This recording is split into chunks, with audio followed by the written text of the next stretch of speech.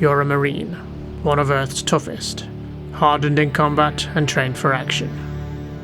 3 years ago, you assaulted a superior officer for ordering his soldiers to fire upon civilians. He and his body cast were shipped to Pearl Harbor, while you were transferred to Mars, home of the Union Aerospace Corporation. The UAC is a multi-planetary conglomerate with radioactive waste facilities on Mars and its 2 moons, Phobos and Deimos. With no action for 50 million miles, your day consisted of sucking dust and watching restricted flicks in the rec room. For the last 4 years, the military, UAC's biggest supplier, has used the remote facilities on Phobos and Deimos to conduct various secret projects, including research on interdimensional space travel. So far, they've been able to open gateways between Phobos and Deimos, throwing a few gadgets into one and watching them come out the other. Recently, however, the gateways have grown dangerously unstable. Military volunteers entering them have either disappeared or been stricken with a strange form of insanity, babbling vulgarities, bludgeoning anything that breathes, and finally suffering an untimely death by full-body explosion. Matching heads with torsos to send home to the folks became a full-time job. Latest military reports state that the research is suffering a small setback, but everything is under control. A few hours ago, Mars received a garbled message from Phobos. We require immediate military support. Something friggin' evil is coming out of the gateways. Computer systems have gone berserk. The rest was incoherent. Soon afterwards, Deimos simply vanished from the sky. Since then, attempts to establish contact with either moon has been unsuccessful. You and your buddies, the only combat troop for 50 million miles, were sent up pronto to Phobos. You were ordered to secure the perimeter of the base while the rest of the team went inside. For several hours, your radio picked up the sounds of combat. Guns firing, men yelling orders, screams, bones cracking, then finally, silence. Seems your buddies are dead. Things aren't looking too good. You'll never navigate off the planet on your own. Plus, all the heavy weapons have been taken by the assault team, leaving you with only a pistol. If only you could get your hands around a plasma rifle, or even a shotgun, you could take a few down on your way out. Whatever killed your buddies deserves a couple of pellets in the forehead. Securing your helmet, you exit the landing pod. Hopefully, you can find more sustainable firepower somewhere within the station. As you walk through the main entrance of the base, you hear animal-like growls echoing throughout the distant corridors. They know you're here. There's no turning back now.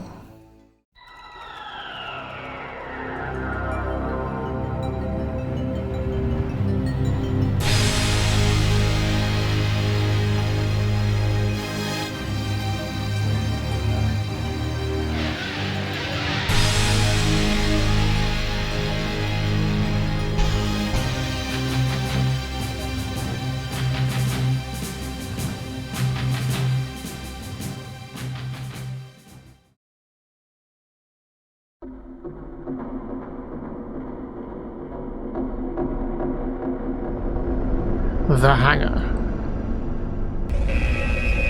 And so begins the story of Doom.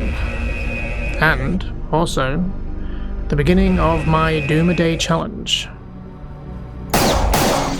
where I attempt to play a Doom level every day. Because a Doom-a-Day keeps the demons away. Now, this isn't my first attempt of this, but third time's a charm. For one reason or another, I couldn't really keep up with it. But you never know, this may be the one. Doom is one of my all-time favourite games, so it gives me much pleasure in playing again. Now, when I did start this, I ummed and ahed and went back and forth on what version of Doom to play. Originally I was going to keep it classic and just play vanilla Doom.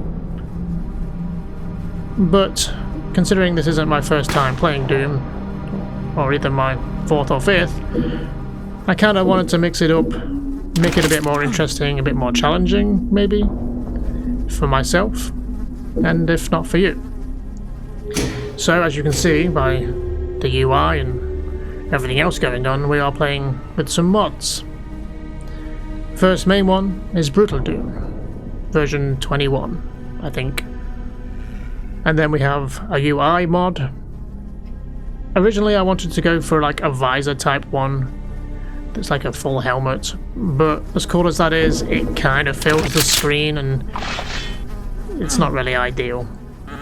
So in the end I kind of settled on this one. I thought it was kind of sleek and did what it needed to do. Though I do notice it kind of doesn't show the ammo, weirdly, even though it should do at the bottom right. It's not showing an ammo count. Doesn't really matter. Other than that, we are using a mod that changes the soundtrack. As good as the original Doom soundtrack is, I kind of grew up playing Doom on the PS1. That was my first ever Doom. And I kind of always really enjoyed that soundtrack. It was very atmospheric, as you can hear, and adds more of a horror element to the game. Which also worked well with the PS1 version of Doom, because it was more darkly lit and the levels just felt more fitting for the music, I guess. But we're going to be using it for this playthrough.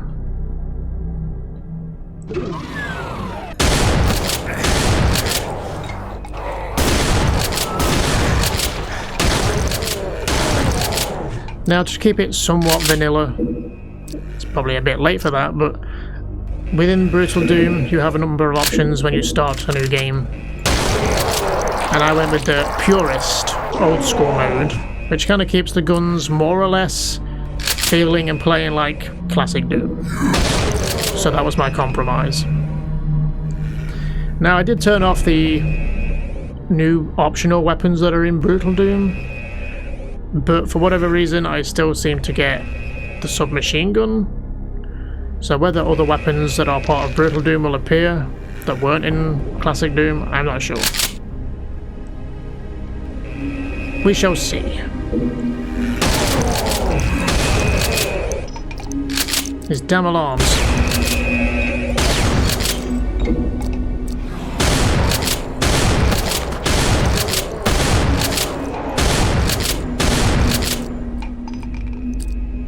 Okay. Bit of quiet.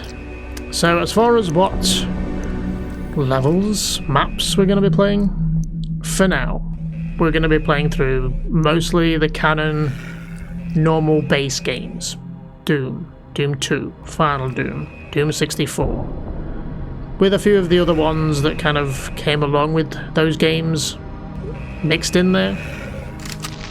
Such as the master levels for Doom 2, and so on. Sigil will be probably what we play after playing Doom 1.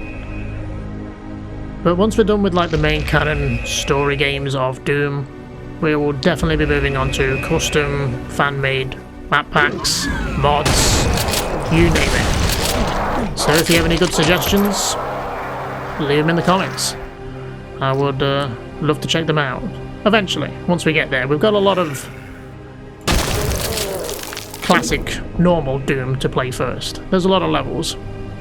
And I do want to do all the levels in all these original games, even the kind of PlayStation only ones or the Xbox 360 special edition of Doom 3 levels, and so on and so forth. I will do my best to try and do them all and do them in an order that makes sense.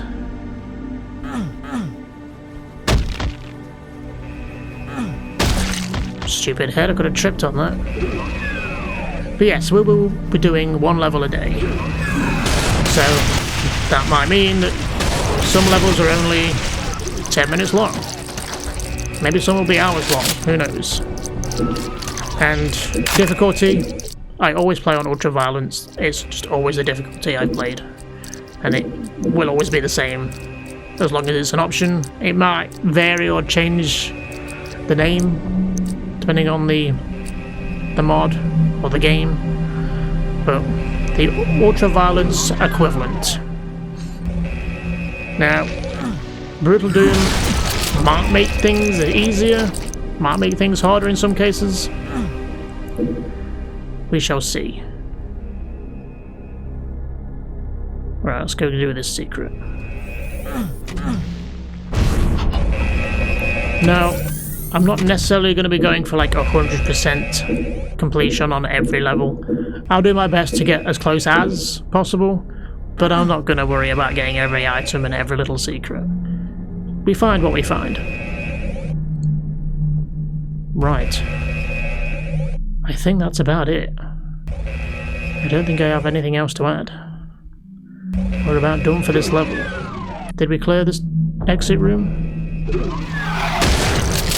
We did now. Now normally we'd be clicking this, but we're already going to a secret level. A level I've never actually played, so this will be a first for me.